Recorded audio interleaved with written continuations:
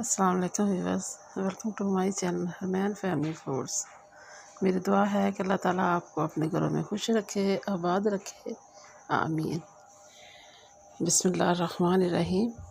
आज मैं जो आपके साथ रेसिपी शेयर करने जा रही हूँ वो है करेले गोश्त।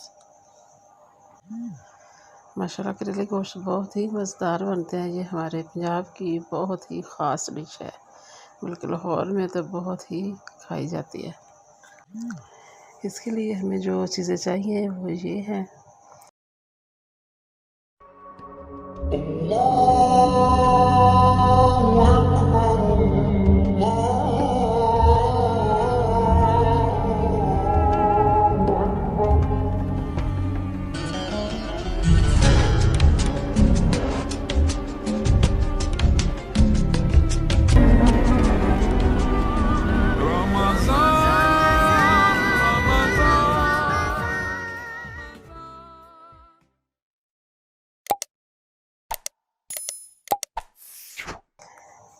प्याज है, टमाटर है, हरी मिर्ची हैं और अदरक का पेस्ट है। लहसुन मैंने छील के वैसे ही रखा है तुरियों के साथ।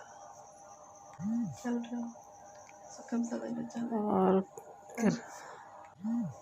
करेले मैंने छील के इसे गोल सर्कल में काट के नमक लगा के अच्छी तरह धो लिए थे और गोश्त को भी अच्छी तरह वॉश कर लिया था। ये आज मैं बड़े गोश्त में करेले बना रही हूँ, तो इसमें बहुत ही मज़ेदार बनते हैं। और जो हमें सूखे मसाले चाहिए उसमें है सुर्ख मिर्च पीसी हुई और दाढ़ मिर्च है, नमक है और हल्दी है। तो साथ में वो ज़ीरा क्रश किया हुआ है और सूखा धनिया भी क्रश किया हुआ है। और एक आधी प्याली बड़ी वाली ऑयल की है। चलिए फिर अपनी रेसिपी की तरफ आते हैं। इसे स्टार्ट करते हैं। जो कि बड़े गोश्त को पहले गलाना पड़ता है, तो इसलिए मैं इसे अच्छी तरह धो के अब प्रेशर में डालूँगी। अब मैं गोश्त को गलाने के लिए प्रेशर कुकर में डाल के इसे गलाने के लिए रख दूँगी, ताकि ये मेरे करेले ब्राउन होते हैं। इधर करेले ब्राउन कर लूँगी, जो गोश्त है ना ये गल जाएगा। एक साइड पे मैं गोश्त को गलाने के लिए रख दूँगी और दूसरी साइड पे दूसरे चूल्हे पे फिर मैं करेले जो है ना वो ब्राउन कर लूँगी। अब थोड़ा सा मैं इसमें प्याज डालूँगी ताकि ये ग्रेवी बन जाए, तो वो फिर करेलों के अंदर ग्रेवी अच्छी लगती है। अदरक लहसुन का जो पेस्ट है, लहसुन मैंने साबुत ही डाल दिया और अदरक को मैंने कूट लिया था। अब हाफ हरी मिर्चें भी इसमें शामिल कर देंगे। टमाटर भी थोड़े से डाल देंगे। करेलों में ग्रेवी सी भी आ जाएगी, फिर ऐसे उसका कड़वापन जो करेलों का है वो भी थोड़ा सा ख़त्म हो जाएगा। वैसे तो करेले कड़वे ही अच्छे लगते हैं, तो फिर भी बच्चे कहते हैं कि कड़वे नहीं आने चाहिए। नमक भी थोड़ा सा मैंने डाला है। अब मैं इसमें हल्दी डाल दूँगी। अब ज़रा सारे ये मिक्स करके इसमें थोड़ा सा पानी भी डालेंगे, तो जितने पानी में ये गल जाए गोश्त, क्योंकि गोश्त को अच्छी तरह गलाना है, इसलिए कि बाद में फिर ये इसे गलने का टाइम नहीं होता, क्योंकि वो करेले में फिर इन्होंने भी मिक्स कर देना होता है, फिर दम में पकने होता है। अब ये एक प्याली जो मेरी आधी हाफ है प्याली बड़ी वाली है ये ऑयल की, ये मैंने थोड़ा सा इसलिए बचाया है कि फिर मैंने ये गोश्त में डालना है भूनने के लिए। अब ये मेरा ऑयल गर्म हो गया, अब इसमें करेले ऐड करने लगी हूँ।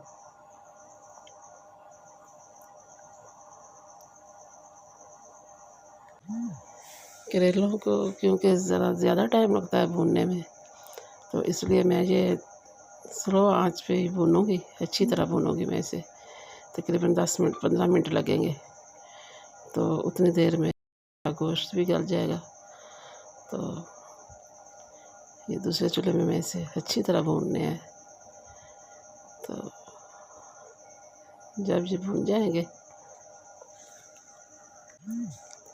माशाल्लाह स्लो आंच पे मैंने करेलों की बुनाई की है। ये देखिए माशाल्लाह अब ये कितने अच्छे ब्राउन हो गए हैं। अब इधर मैं गोश्त को देख लेती हूँ, वो भी मेरा माशाल्लाह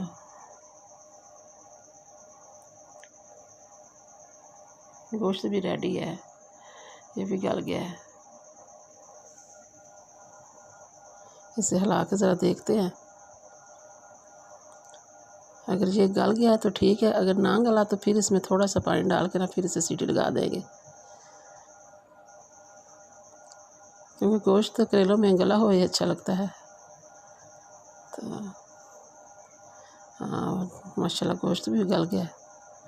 तो अब जो करेले मैंने ब्राउन किए इसमें प्याज में शामिल कर दूँगी।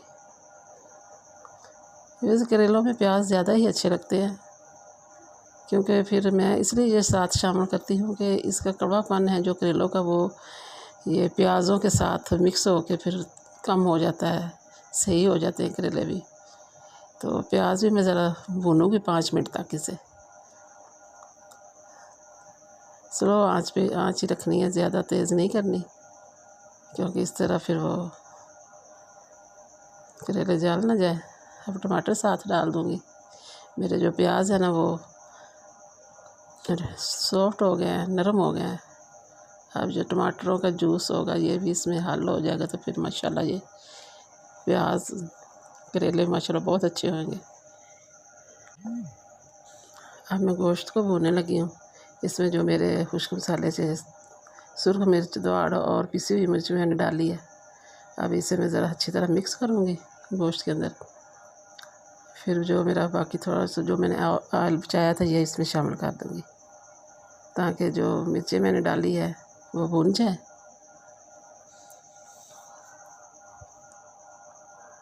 बस गोश्त की भी बुनाई ज़रूरी है, तो इसलिए इसे अच्छी तरह भूनना है।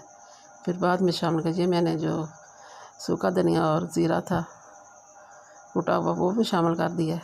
अब थोड़ी देर में और इसे भूनूँगी। माशाल्लाह गोश्त रेडी हो चुका है। अब हरी मिर्च शामिल करके इसे थोड़ी देर और हिलाएंगे। फिर अब मैंने ये सारा जो गोश्त भुना हुआ था अब मैं ये करेलों में शामिल कर दूँगी। बहुत ही मज़ेदार बनेंगे, जूसी जूसी से करेले बनेंगे, कि वो बड़े गोश्त का टेस्ट से ज़्यादा अच्छे बनते हैं। बनते तो चिकन में भी अच्छे हैं, चाहे वो आप कीमा डाल लें इसमें, लेकिन बड़े गोश्त में जो करेलों का मज़ा है ना वो चिकन में नहीं है।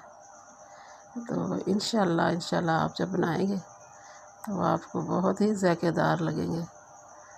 तो ये मेरी रेसिपी आप ज़रूर फॉलो करें, इसे ज़रूर इसी तरह बना के खा के देखें, तो इंशाल्लाह बहुत अच्छे लगेंगे आपको। क्योंकि गर्मियों का मौसम में हफ्ते में 2 बार नहीं तो 1 बार तो ज़रूर करेले गोश्त बनाएं, चाहे करेले प्याज डाल के बना लें। अब आखिर में जो मेरा थोड़ा सा नमक मैंने बचा के रखा था वो शामिल कर दिया है,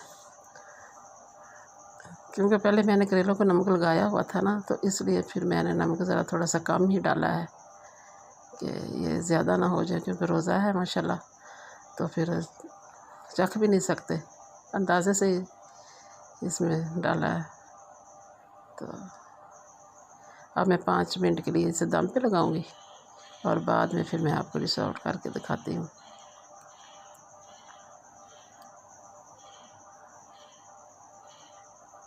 हाँ माशाल्लाह आप देखिए, आप बहुत अच्छे से इसकी लुक नज़र आ रही है। अब मैं आपको ये डिश आउट करके दिखाती हूँ, जो माशाल्लाह देखिए बहुत अच्छे बन गए हैं। माशाल्लाह ये दिखने में जितने अच्छे लग रहे हैं ये खाने में उतने ही मज़ेदार हैं। तो इंशाल्लाह आपको ये मेरी रेसिपी ज़रूर पसंद आएगी।